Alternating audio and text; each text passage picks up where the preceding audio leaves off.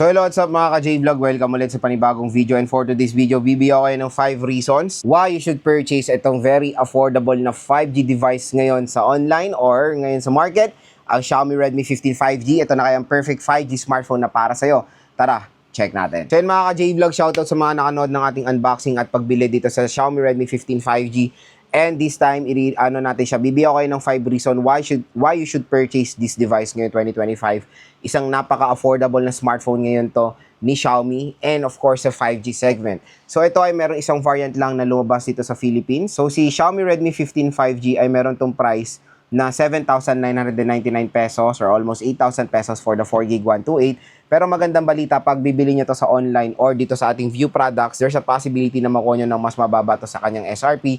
Pwede nyo makuha siya ng saradong 7K or below 7K pa. Ano pang hinihintay nyo mga ka-J-Vlog, dito lang kayo bibili sa ating View Products dahil mura at bagsak presyo lang dyan ang Xiaomi Redmi 15 5G. So yun nga, I decided to purchase this smartphone kasi ito yung isa sa pinaka-the best or pinakamura na 5G smartphone na pwede nyo mabili ngayon 2025. At syempre maraming nagiging skeptical bumili ngayon. Ano ba? Magfa 5G na ba ako or magfa 4G ako na mga gandang specs or what? So syempre iba gusto na maging future-proof yung smartphone. Kaya dito sa ating video, tutulungan ko kayo mag-decide kung maganda nga ba talaga ang Xiaomi Redmi 15 5G. So when it comes sa specifications, ng device na to ay ang powered ito ng Qualcomm Snapdragon 6S Gen 3 chipset na 5G of course. Merong Adreno 619. So yun, abangan nyo na lang din of course yung ating game test, separate game test natin dito sa Xiaomi Redmi 15 5G. Since 4GB of RAM lang siya, at titingnan natin kung it can still handle mga heavy games, lalo-lalo na very limited lang RAM niya. So when it comes sa kanyang presyo, 4GB of RAM, syempre it's a big no-no yan. Pero when comparing sa mga ibang 5G smartphone, usually talaga nagbibigay sila 4GB of RAM at least, kahit na ganito yung presyohan nila. So mga budget na mga 5G ngayon, usually 4GB talaga ino-offer tapos ganito yung price tag. So parang majority pa rin ng mga brands, ganyan ang binibigay sa ganitong mga murang halagang 5G. Pero meron din mga ibang brands na very generous when it comes sa pagbibigay ng plenty of RAM. Tulad na lang ng Transsion. Meron din Transsion na na 5G like the Infinix Note 60 5G Plus na bibili rin tayo niyan. So stay tuned lang. So first reason of course, wala na iba 5G connectivity. So sa mga consumers na naghahanap ng isang smartphone na merong 5G connectivity agad-agad, ito po ang magandang i-suggest sa inyo kasi mura lang siya, below 7K, possible na pwede nyo makuha itong Xiaomi Redmi 15 5G. Pero itong quick question ng mga iba. Lods, okay na ba mag 5G? Pwede, yan na ba i-consider ko ngayon? Again, depende po sa lugar pa rin ang 5G connectivity. Pero when it comes sa Metro Manila, dominant na talaga ang 5G connectivity dito sa lugar na to. Pero when it comes sa provinces, more dominant nila talaga na connectivity pa rin sa ilang usually mga malalayong provinces, 4G LTE.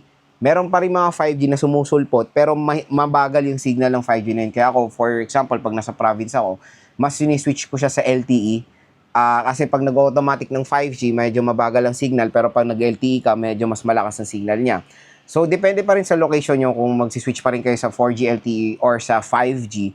Pero again, kung dominant pa naman ang LTE sa inyo and dyan lang naman kayo, hindi kayo maalis, don't worry, the 4G LTE still mabilis yan. Matagal pang connectivity yan ng mga gamit natin dito sa Pilipinas. Taon pa, baka nga 10 years, 15 years pa bago mawala ang 4G LTE.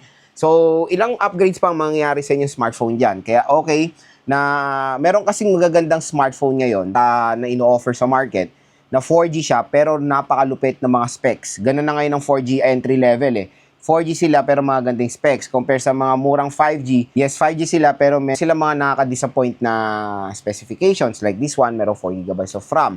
Pero again, when it comes sa price tag niya, syempre, it's a big advantage yung 5G connectivity netong Xiaomi Redmi 15 5G. At yan yung ating first reason why you should buy this smartphone sa connectivity niya. Dahil magiging future-proof na ang inyong device for more lag-free experience, kumbaga. Yes, mabilis talaga ang 5G. Next, mga ka-J-Vlog, sa kanyang chipset. So, sa chipset, marami ngayon sa market, more on common natin nakikita mga 5G chipset is a Dimensity chipset and even the Unisoc.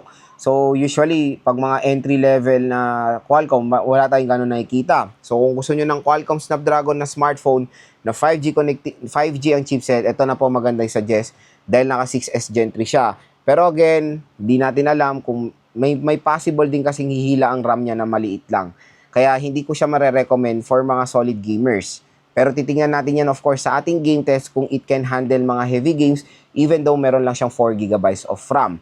So, yun lang naman mga ka-J-Vlog. At be honest, pag maglalaro kayo dito, mamimili talaga kayo kung WUA o Genshin lang. Kasi pag dinownload nyo lahat yan, ang konti na lang po na matitirang internal storage nyo. Again, ito nga, 5 games na lang ang tinetest ko. Minsan na full storage ng 128 dahil napakalaki ng required storage ng WUA. Nasa almost 40 yon. Basic pa lang yun na, basic resources pa lang yun in even Genshin.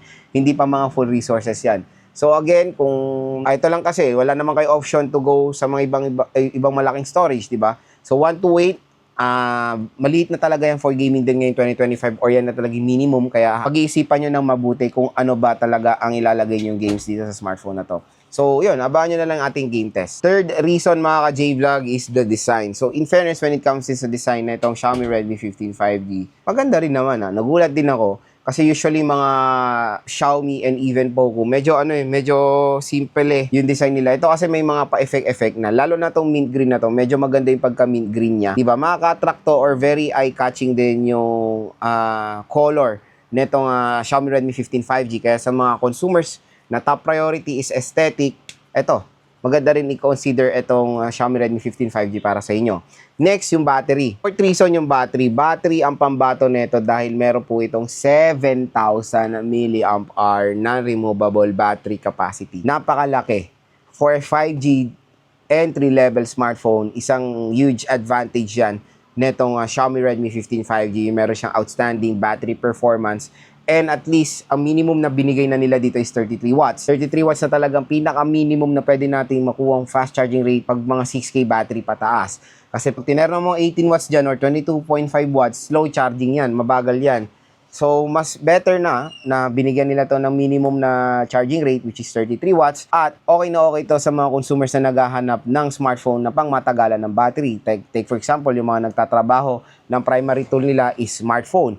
Ito po, magandang i-recommend sa inyo dahil kumbaga magiging convenient ang inyong paggamit dito. At okay na okay rin siyang gamitin for navigating at yan yung ating final reason why you should buy this smartphone dahil ang laki po ng display na mo-offer neto 6.9 inches. So maganda nga siya as a navigating tool, malaki yung display, mataas din ang nits of brightness niya, Full HD Plus 1080p pa resolution at naka 144Hz screen refresh rate pa siya.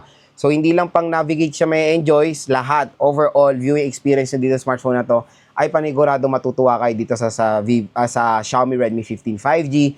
Malaki na ang display, mataas pa ang refresh rate na ma-offer niya. So, again, mga ka-J-Vlog, yan ang ating 5 reasons why you should purchase this smartphone ngayon 2025. Isang napakalupit, napakamura na 5G device ngayon ni Xiaomi. At kung interested kayo bumili nitong smartphone na to, nandito lang yan sa ating View Products. Meron pong special voucher na naghihintay sa inyo up to 1,000 pesos off ang pwede nyo makuha pag bumili kayo nitong Xiaomi Redmi 15 5G dito sa atin sa online. So ano pang hinihintay nyo? Hanggang mura, hanggang may voucher, hanggang may stock. Bumili na kayo nitong Xiaomi Redmi 15 5G.